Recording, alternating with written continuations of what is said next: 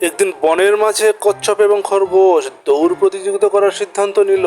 কচ্ছপটি ছিল বিনয়ী, কিন্তু খরগোশটি ছিল অহংকারী। খরগোশ খুব দ্রুত দৌড়াতে পারত, তাই সে অহংকার করত, কিন্তু কচ্ছপ ছিল বিনয়ী, সে ধীরে ধীরে চলতো কিন্তু অহংকার করত না। খরগোশটি দৌড়াতে দৌড়াতে অনেক দূরে চলে যায় এবং পথিমধ্যে একটি গাছের ছায়ার নিচে বসে ঘুমাতে থাকে। কিন্তু কচ্ছপটি ধীরে ধীরে যেতে যেতে খরগোশকে পেছনে ফেলে সে তার গন্তব্যে পৌঁছে যায়।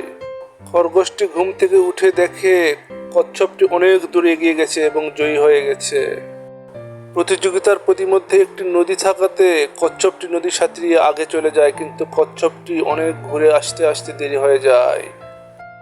খরগোশকে পিছনে ফেলে কচ্ছপটি জয়ী হয়। পরের দিন খরগোশটি তার ভুল বুঝতে পেরে কচ্ছপকে বলে, চলো আমরা আবারও প্রতিযোগিতা করব এবং দুইজনে দুইজনকে সহযোগিতা করে যাব। স্থলের পথ তুমি আমার পিঠে যাবে এবং জলের পথ আমি তোমার পিঠে যাব। এইভাবে আমরা দুইজনই জয়ী হব। এবং তারা দুইজনই একে অপরকে সহযোগিতা করার মাধ্যমে দুইজনই পরের দিন জয়ী হয়।